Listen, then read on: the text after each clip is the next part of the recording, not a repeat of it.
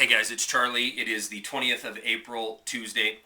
Deb Truth put out a really good video yesterday. I'm going to link it to this video. Basically talking about the smokescreen that is the Goldman Sachs lawsuit.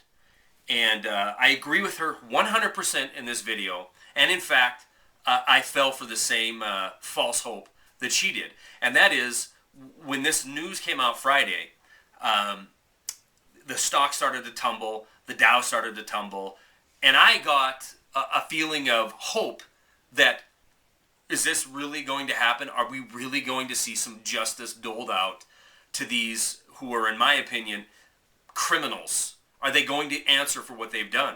Are they going to answer for bilking $30 trillion out of the American people? Is this finally going to be true change coming from this administration and cleaning up the Wall Street practices of risky speculation? Those are the taglines, those are the catchphrases that the pop culture media puts out that we're supposed to digest and believe in. So this weekend, while I was in Denver, I was talking to a friend, and I said, one of two things are going to happen.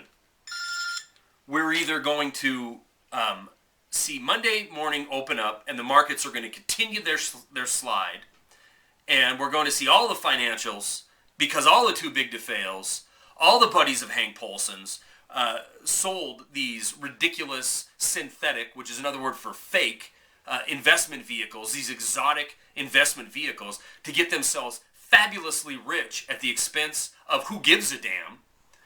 We were going to see all of them start to cascade and fall apart. What is exactly what needs to happen.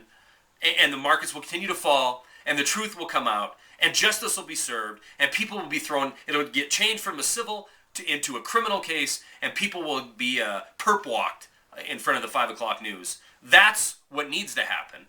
Or, plan B, it's all a scam, it's all smokescreen, and this incredible bull market will continue, because after all, the American economy is back, and no news about Goldman Sachs can slow down this bull run. And in fact, that's exactly what happened. Monday morning rolls around. It's forgot about by Pop Culture Nation over the weekend. News comes out that only 3 of 5 wanted to, at the SEC, wanted to push forward with this lawsuit. And in fact, it's some French vice president who is going to have his head on the chopping block, some 28-year-old kid who is responsible for all this. No, none of the heads at Goldman Sachs could ever be involved. And we know that. Ask Lloyd Blankfein, he's doing God's work. So somebody was trying to trip him up within his own organization, obviously. That's what happened. And a $1 billion investment scheme was called out by the SEC because they're doing their job.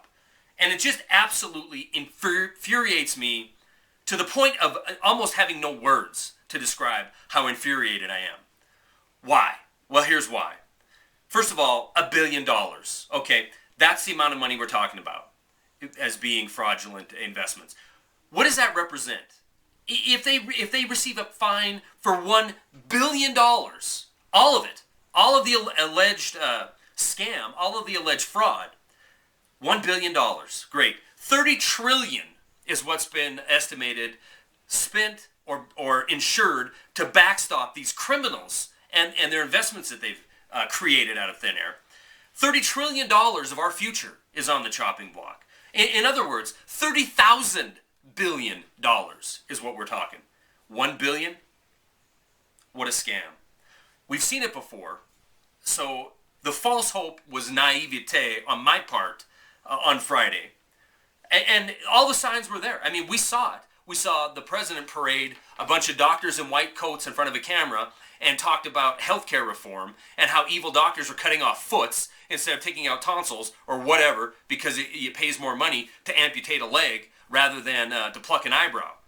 We've seen it before when he didn't want to take over the car companies, but he had to save them, and these greedy bondholders were standing in the way, and he's not going to stand with them. He's going to give them a haircut, give the companies to the union. He doesn't want to be in the auto business, but he has to be.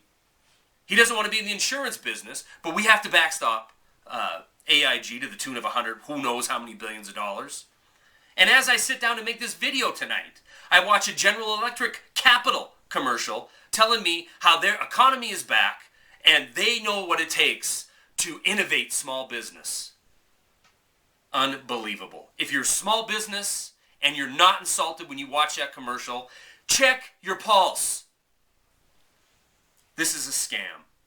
It's smoke and mirrors. We're being duped once again. Why? Because we need financial reform. We're going to give the power to the Federal Reserve. It's absolutely mind-numbing to me how I can be told one day that private industry can't handle insurance. They'll screw you. Private industry can't handle the automotive industry. We need to take it over to save this industry. Yet, we're going to allow the financial system of this country to be run by a private bank. The same oligarchs who led us to where we are today. It's absolutely unbelievable what the gullibility level of this nation is. That's all I got. Get our economy back on track.